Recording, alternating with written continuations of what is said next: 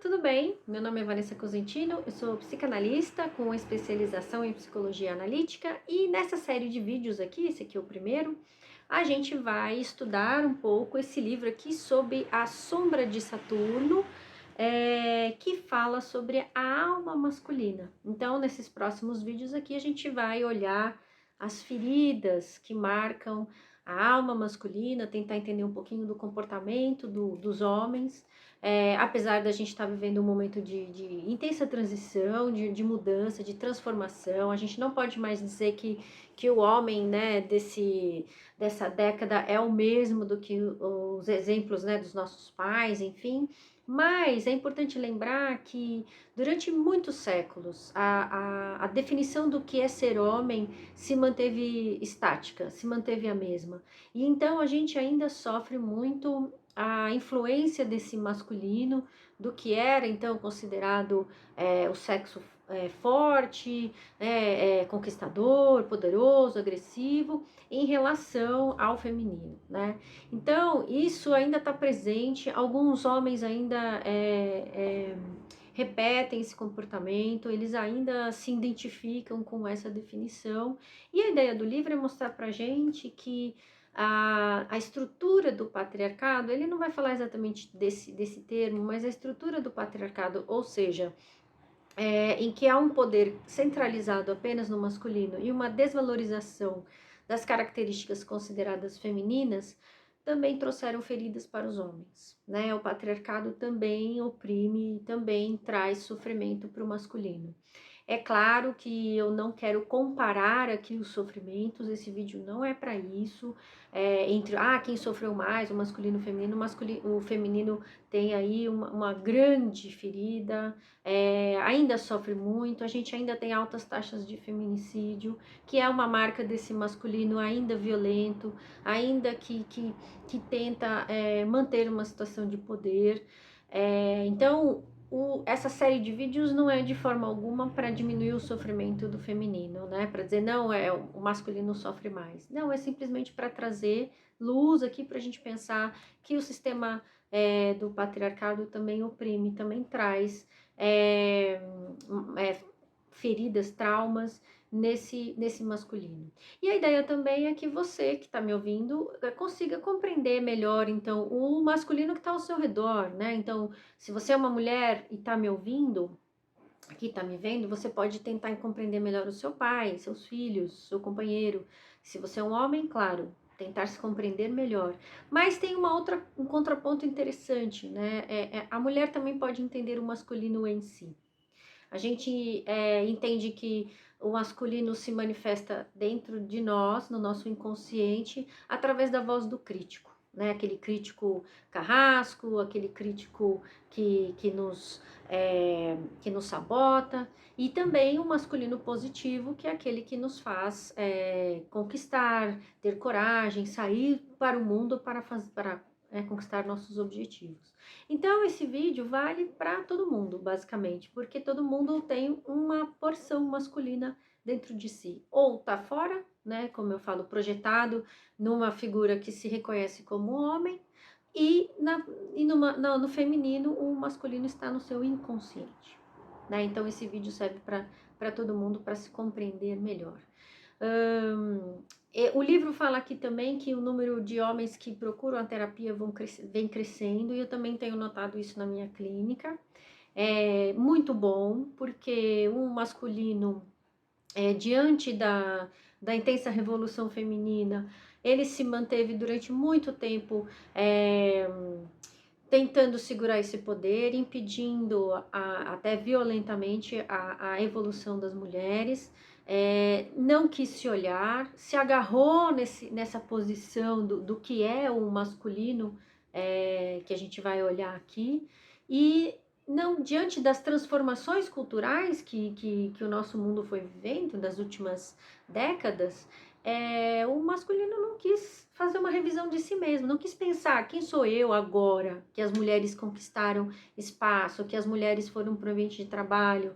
Eles ficaram num lugar estático de fazer impedir, né, o avanço das mulheres. Só que com o tempo, tenho visto que os homens começaram a entender que a divisão de poder, porque é o que a gente busca como mulher, eu, pelo menos, posso dizer do meu ponto de vista, é a alteridade, é você ter é, uma alternância de poder. Não é o feminismo não é fazer com os homens aquilo que fizeram conosco. Isso seria uma troca perversa de poder. O feminismo é que os poderes se alterem, né? Alternem. Então você tem horas um masculino, horas um feminino em posições de liderança. Enfim. E aí, alguns homens então começaram a perceber e começaram a ir para a clínica e começaram a se questionar, mas quem sou eu? Qual é o meu papel agora? Isso é muito bom. Então, mas muitos homens mais precisam fazer isso, porque como eu falei aqui no começo do vídeo, a gente ainda tem muitas manifestações violentas, agressivas, principalmente com mulheres, né? Se a gente olhar os números, o pior inimigo da mulher é o cara com quem ela vive. Às vezes é o pai dela, às vezes é um tio, ou seja, o inimigo está dentro de casa das mulheres, devido aos ataques, aos abusos, aos feminicídios. Então, isso é resultado de um masculino ferido, um masculino que tem dentro de si uma alma ferida e que responde com violência, que responde com agressividade. E aí o livro aqui vai trazer um pouco de luz. Por quê? Porque essa alma masculina precisa ser desse jeito? Por que ela está reagindo dessa forma? E trazer essa questão. Bom, não precisa, né? A gente tá num momento intenso aqui em que o ser humano está questionando tudo. Vários dos meus vídeos falam isso, né? A gente está questionando formas de trabalho, formas de família, a gente está questionando os próprios gêneros, a constituição, né? O que é masculino, o que é feminino, as relações.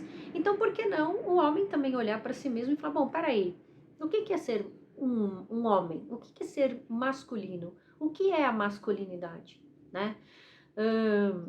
E aqui o livro, então, ele vai trazer de uma maneira resumida, claro, né? Só um panorama, mas que eu entendo que vai já te dar alguns insights aí para você que tá me ouvindo, para você que é mãe e quer educar melhor os seus filhos, meninos, quer prepará-los para esse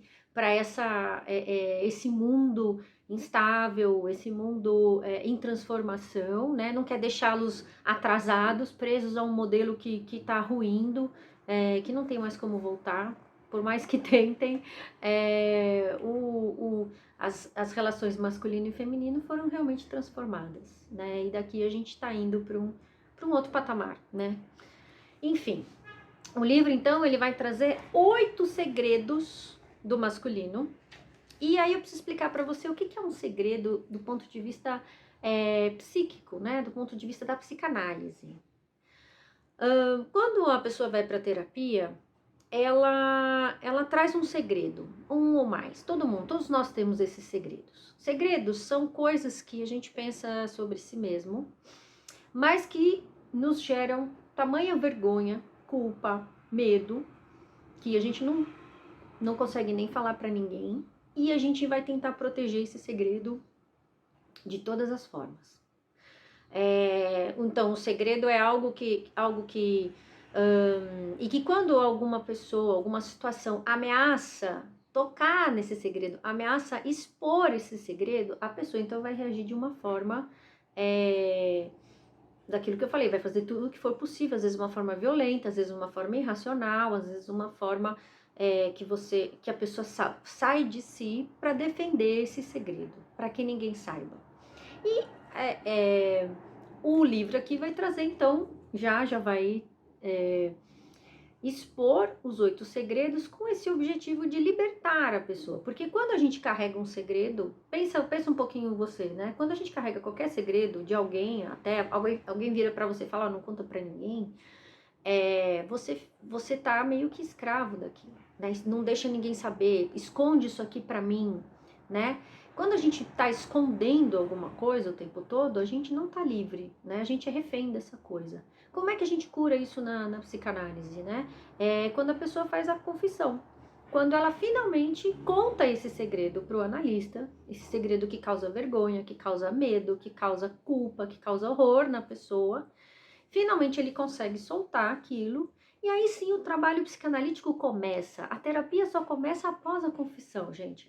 Antes disso, enquanto a pessoa tá lá falando mal, meu chefe, meu pai, meu marido, meu filho, minha esposa, meu vizinho, enquanto tá falando do outro, a terapia ainda não começou, psicanalítica, né? Então, o grande momento, né, o primeiro start, assim, o primeiro grande passo da terapia psicanalítica é finalmente quando a pessoa consegue libertar esse segredo, contar, fazer a confissão. E muitas vezes ela nem sabe, né? Isso é mais incrível. Ela guarda um segredo tão bem guardado dela mesma que ela não consegue pôr em palavras. Mas a gente sente quando alguém está perto de descobrir ali aquele segredo. Então, a ideia aqui do livro é falar desses 8 segredos masculinos e ajudar você, então, a pôr para fora e a começar o teu processo de cura, né? Aqui a gente tem uma frase do, do Jung, né? Que ele fala que onde anda o poder, o amor não está, né? E aqui a nossa ideia, então, e vice-versa, né? Onde o amor está, o poder não está. Olha que bonito isso, né? Então, a nossa ideia aqui é olhar com grande amor para esses segredos, com grande respeito, para que possa tocar você aí desse lado e você também olhar com amor para isso, para suas feridas, para suas questões internas e começar um processo de cura, procurar uma ajuda, mas não ficar aí, né, sozinho, segurando esses segredos, lutando contra o mundo, porque não precisa ser assim, certo? E antes de falar dos segredos, né, são 8 aqui no livro, eu vou dividir em 2 por vídeo para não ficar muito grande. Eu preciso falar um pouquinho sobre os mitos, que eu trabalho muito, né? Eu falo muito de mitologia aqui, os mitos greco-romanos, que são basicamente os fundadores, né, do que seria o masculino, né? A gente segue o exemplo do masculino a partir desses mitos desde então, né? Da Grécia Antiga. Bom, a gente tem um primeiro casal, né, mitológico que vai dar início a tudo, que é o casal Urano e Gaia. Urano e Gaia, Gaia Terra, Urano, né, seria o céu, eles estavam constantemente unidos, né, e se reproduzindo. Só que Urano tinha um ódio, um horror aos seus filhos, porque ele temia que esses filhos tomassem o poder dele. Então a gente já está começando a traçar aqui um masculino que precisa ter o poder e que teme que os seus próprios filhos tirem o seu lugar. Então o que ele fazia? Ele não deixava os filhos nascerem, não deixava os filhos saírem de dentro de Gaia e continuava o processo ali, os dois unidos.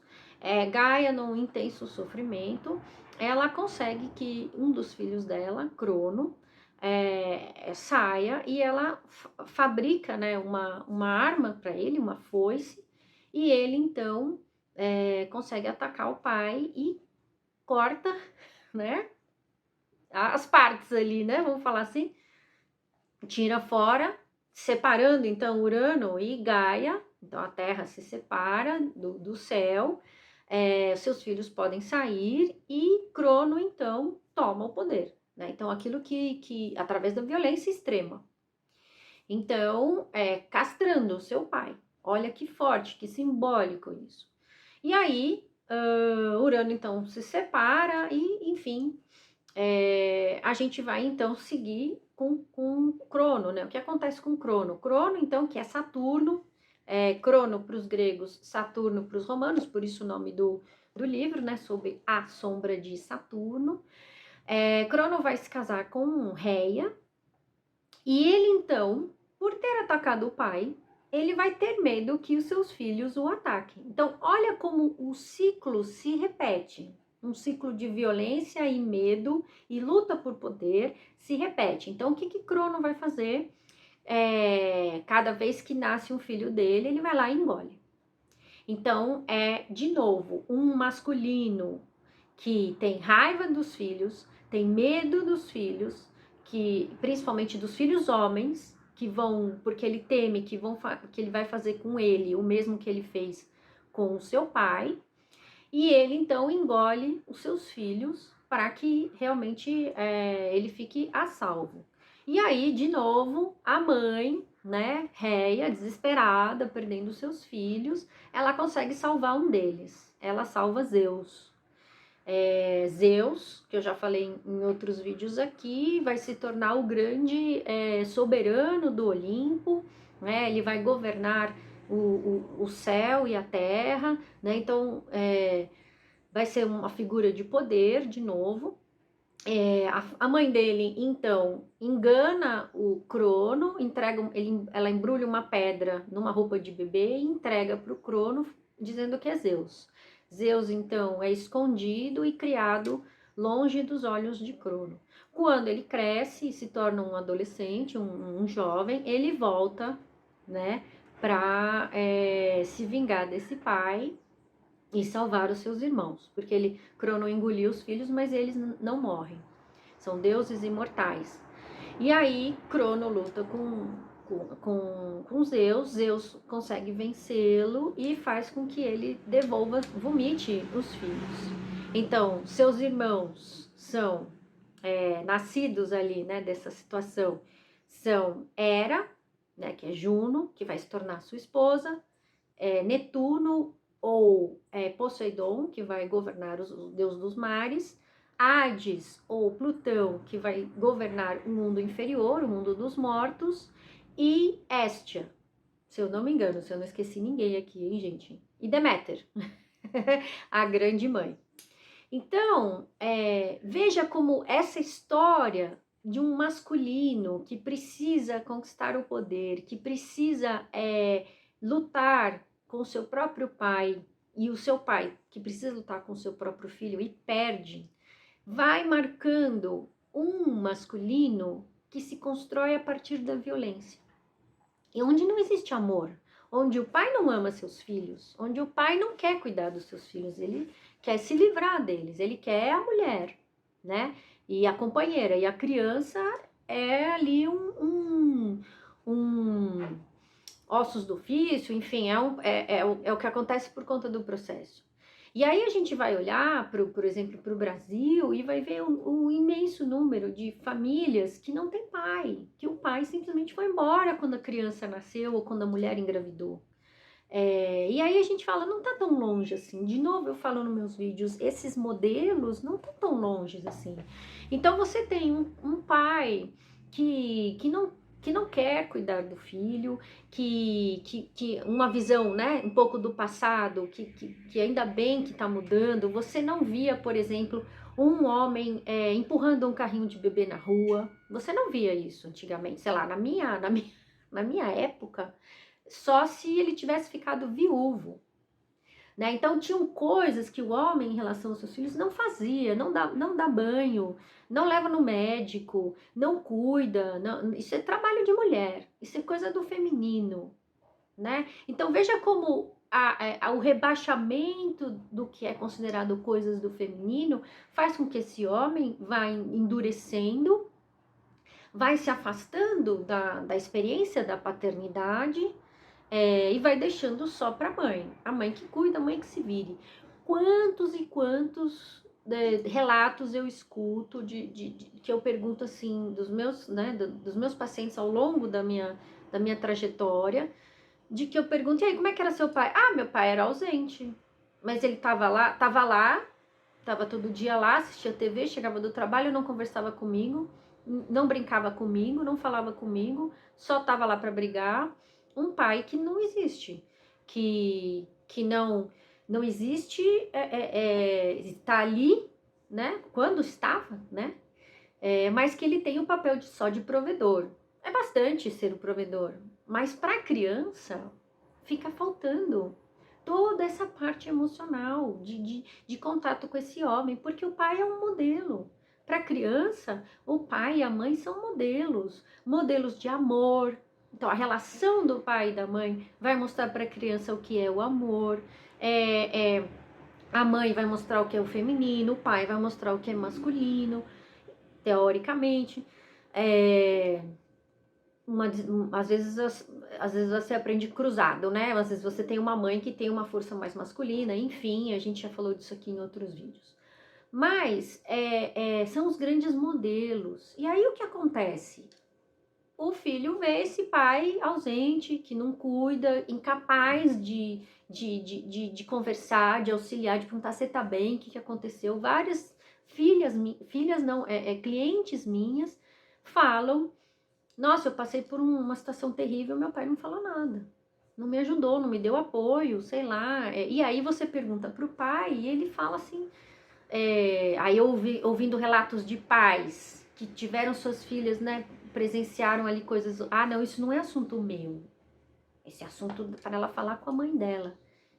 Não é, gente, não é. A criança, ela quer o apoio dos dois, o olhar dos dois, né? Então, esse modelo de masculino do patriarcado que não pode cuidar, que não pode demonstrar amor, que só pode demonstrar poder, força, que não chora, que não se emociona, arrancou dos pais a possibilidade de cuidar dos seus filhos e desses filhos terem um pai ali presente.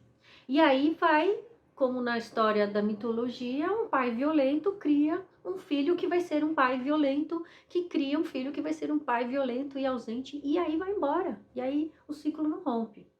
Então, quando o feminino começa a falar assim, não, peraí, ser mulher é legal, a gente tem várias qualidades, a gente não é um ser de segunda classe, você consegue, a gente tem habilidades, a gente tem um papel importantíssimo na sociedade, a gente tem contribuições além, né, da maternidade e do cuidado. Quando você eleva o feminino para o mesmo nível do masculino, você também eleva as características junto. Então, a característica do cuidado não é só coisa de mulher, é coisa dos dois, é do amor, né? Então, quando você eleva o feminino e as principais, né, características que são definidas pela comunicação, você eleva a comunicação. Também é uma característica que é desejada. Então, não é só gritar com o filho, não é só engole o choro. Tem uma comunicação que precisa ser feita, de ser conversado. Então, você eleva a habilidade de comunicação para um outro patamar. Não é à toa que ela é hoje um soft skill, ou seja, muitas empresas exigem que a pessoa tenha um mínimo de comunicação. É uma habilidade que era considerada feminina. Mulheres falam demais, mas tem um lado positivo, né? Da comunicação resolver problemas, né? A diplomacia é isso. Então, você também eleva a capacidade de fazer essas conexões genuínas. Então, o homem, você eleva a habilidade de olhar para suas emoções, porque emoção era coisa de mulher, sentir emoção, qualquer que seja ela, é coisa de mulher. Ah, tá, porque raiva não é emoção, né? Homem não sente raiva. É ótimo, né? Essa visão assim, cindida. Não, só mulher que se emociona. Homem não sente raiva, né? É o que mais sente, né? Mas é a única emoção que é permitida para o homem, né? Nesse modelo, nesse padrão aí do patriarcado. Então, quando você eleva o feminino, você eleva a característica também de olhar para o seu mundo interior, de olhar para as emoções, de poder entrar em contato com a tristeza, com o medo, com essas questões, né, emocionais que são do ser humano, não é do masculino, não é do feminino. É do humano a gente sentir essas coisas. Não não é menos ou mais, né? Então, a ideia aqui do livro é falar como o patriarcado, esse modelo duro de masculino, também trouxe uma das principais, né? Uma das mais evidentes é isso, ela despedaçou gerações e gerações que perderam a oportunidade de ter um pai, e esse pai que perdeu a oportunidade de criar um filho próximo, de ajudar essa criança a crescer, que se tornou um provedor, e que essa é uma reclamação de muitos dos pais. Meu filho me vê como um banco. Eu só dou dinheiro, só dou presente. Mas o que você oferece para ele, além de ser um banco, né? Você oferece uma conversa, um apoio. Olha, meu filho, você, sei lá, tomou um pé na bunda, como é que você tá se sentindo? O que que eu posso contar para você? O que que eu posso falar para você, né? Como é que essa relação é construída? O seu filho só percebe suas manifestações de amor através de presente, de pagar conta? Então é isso que ele vai entender que é o amor. Então veja, gente, que o masculino ferido, esse masculino oprimido pelo patriarcado, ele vem destruindo gerações e gerações, né? De filhos que vão ou repetem esse modelo, ou então realmente, não, eu quero fazer muito diferente disso. E ainda bem, quero fazer muito diferente disso. Então, já começa a pensar que, já tô deixando aqui um pouco de spoiler, antes de entrar nos segredos, o quanto que o feminino estando pareado com o masculino, abre possibilidade para o masculino se curar também, para ele se olhar de uma maneira mais amorosa, de tentar resgatar e curar essas feridas que foram abertas aí e que foram ficando por conta desse modelo violento, agressivo, que foi imposto ali há mais de séculos, né? Que a gente vê se repetindo, né? Esse modelo. Tá bom? Então, no próximo vídeo, então, eu vou começar com os 8 segredos. Eu vou contá-los de 2 em 2, para o vídeo não ficar muito grande. E a gente vai seguindo aí, tá bom? Espero os seus comentários, suas dúvidas. Até o próximo. Tchau!